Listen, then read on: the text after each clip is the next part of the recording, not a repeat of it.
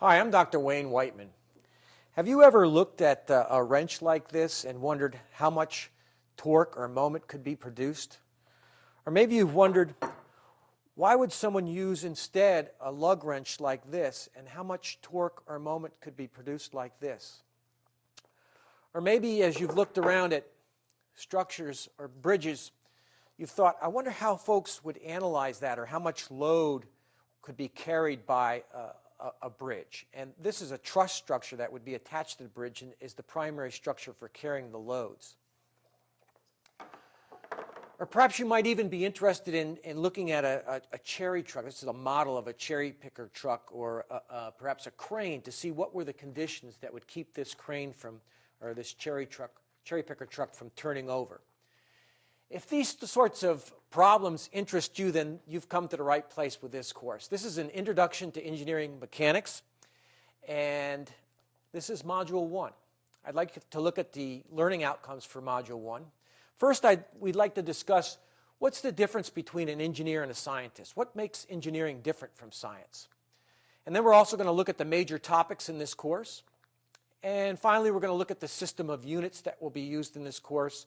And I want you to express those typical units. You're going to get a little exercise here where you'll be able to express those typical units for measurements of force, distance, and mass, and also the acceleration due to gravity. So let's start out. What I'd like you to do is, on your own, and I'll do this through several of the modules, I'd like you to pause and write down your thoughts and answer the question for yourself before you continue on. So the first thing I would like you to do is take a piece of paper and, in your own words, write down, what do you think is the difference between engineers and scientists? Now that you've answered that question, let's look at what Theodor von Karman said. He's a famous physicist and aeronautical engineer. So he says, okay, the scientist describes what the world is, or how the world is, and then the engineer creates what never was. And so I've shown some structures here that are typical engineering structures, as simple as perhaps a sign. This is a sign that I've taken outside my office here at Georgia Tech. Or here's a truss bridge, a railroad truss bridge, and this is the type of bridge that we'll be able to analyze as a result of this course. Or maybe even as complicated as the space shuttle. These are all systems that are analyzed by engineers, and by successfully completing this course, you'll have a good understanding of basic engineering. So what is engineering mechanics? I said this is an introduction to engineering mechanics or engineering science. Well, engineering mechanics takes the basic sciences, the physics, the math, the things about how the physical world works, and then it's the linkage. Engineering mechanics, or what's sometimes called engineering science, is the linkage to the engineering disciplines of mechanical engineering, civil engineering, material science engineering, or all kinds of other engineering, where we try to, in engineering, fulfill a human need by applying the science that we learned before.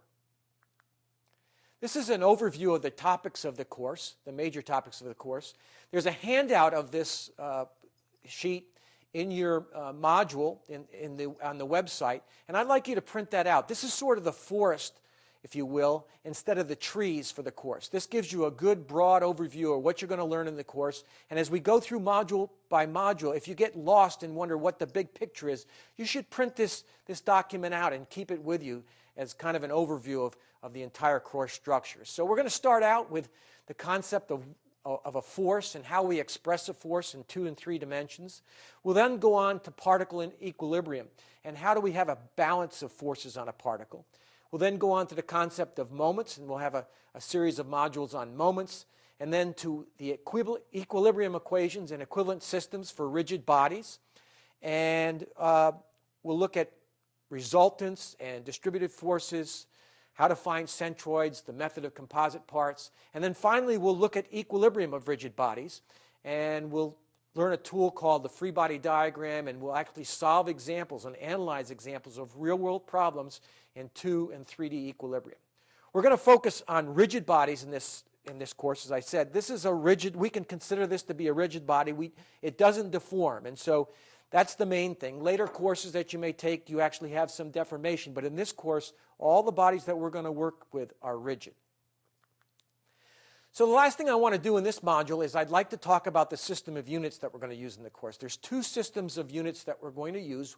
One is the English system of units, and the other is the international system of units, or sometimes called the metric system of units, and abbreviated SI.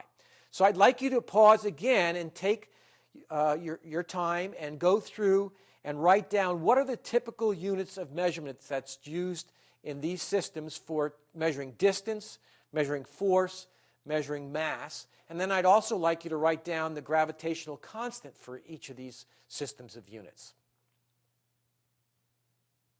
Now that you've answered that question, let's go ahead and look at the correct response. For distance, in the English units, we typically use feet or perhaps inches. In the metric system, we use meters.